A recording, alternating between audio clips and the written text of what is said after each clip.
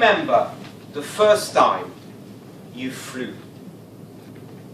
Mr. Contest Chair, fellow members, and most welcome guests.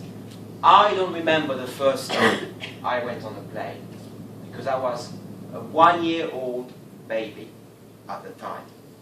But I do remember very well the first time I flew all alone, just like a grown-up, at 6 years old. The first time I was, in airline jargon, a UM, an unaccompanied minor. February 1993. A time where everything changed in my life.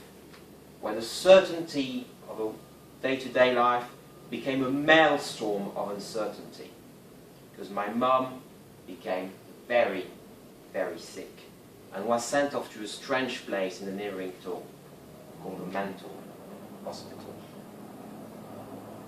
My dad was working shifts at the time in Paris Charles de Gaulle Airport, leaving home in the evening to come back in the morning. And in the midst of this storm, there was a shy and withdrawn 6-year-old boy that tried to cope with it all by just going to his bedroom and playing with his Lego.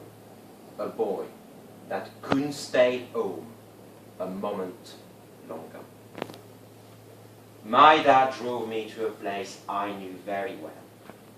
Paris Orly Airport, the gateway to family holidays spent in sunny Corsica with my grandparents, and a place I knew very well.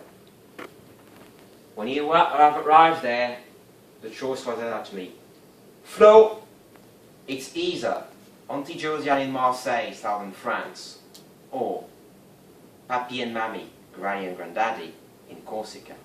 Of course, the choice was pretty clear to me at the time because I didn't know my aunt. So it was sunny Corsica with my grandparents. I just had a few days left of winter school holidays, and these were just about to get better.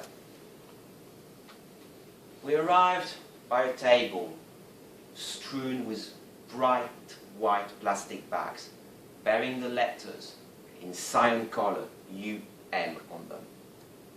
It was a standard deviation from the usual procedure, and I didn't thought much of it at the time, as I watched my dad picking a bag up and writing some paperwork. They just looked like plastic bags from Carrefour from the shop, so nothing to worry about, really. My dad filled up the paperwork and then slumped the bag around my neck as we walked towards the check-in desk in all three, Orly West Airport. So far, everything was normal. Until my bag was whizzed through, and someone came to pick me up. Mais, Papa, tu ne viens pas? You're not coming with me? Non, Florian. I can't come with you.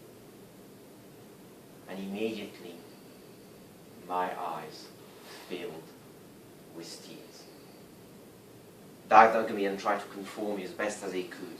But as much as he would have wanted or yearned to fly with me to Corsica, he couldn't. He had to stay home and go to work the next day. And so I was sent off in the care of a stranger, alone and a bit afraid. My bag was searched for security, and I remember very well the agent patting my fluffy golden yellow doo-doo with her white gloves, standing ready to protect it should she confiscate it away from me to add insult to the misery. But she didn't. And soon I was the first person to board the plane, and I was sitting by a window seat, a position I still love on an airplane to this day. Very quickly, I met my two fellow passengers, a very pretty lady with fluffy hairs and her male companion. And we waited and waited. And for some reason, things weren't going right as we were stuck on the tarmac. Things weren't going the way they normally go. And so I became frustrated, angry, and eventually I just broke down and started crying.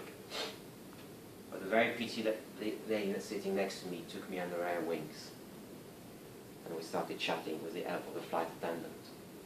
She was extremely nice and extremely friendly towards me, and soon my tears dried away as I pointed out to a bright red 4L car sitting on the tarmac, and she asked me, "Oh, does your papa own one of these?" "No, we don't," I said. Soon, familiarity returned with a familiar announcement about seat belts and electronic devices in French, and in this very strange English language I didn't know a word of back then. And we were on our way to study Corsica. Familiarity resumed. An hour and a half of flying with a free glass of orange juice in the middle.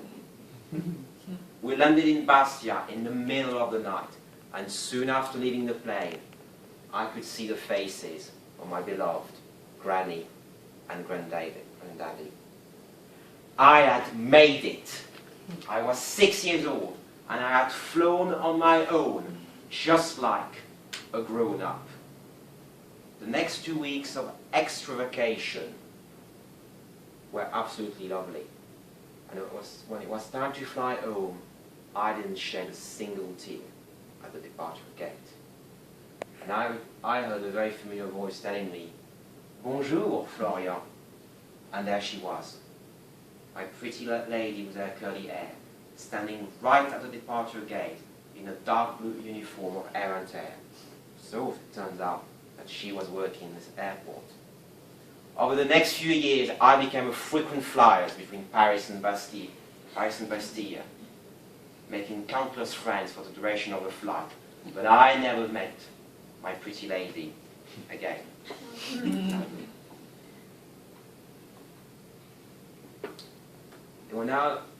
Leonardo da Vinci once said, "Once you have tasted flight, you will walk the earth with your eyes turned skywards. For there you have been, and there you will long to return."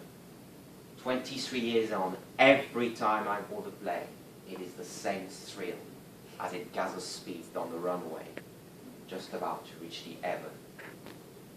My first solo flight was 20 years ago, but I've got another milestone that is yet to come. The first time I will be flying by myself in the cockpit of a plane, guiding it through the heaven. This is a journey that is still yet to come. Mr. Contest Chair.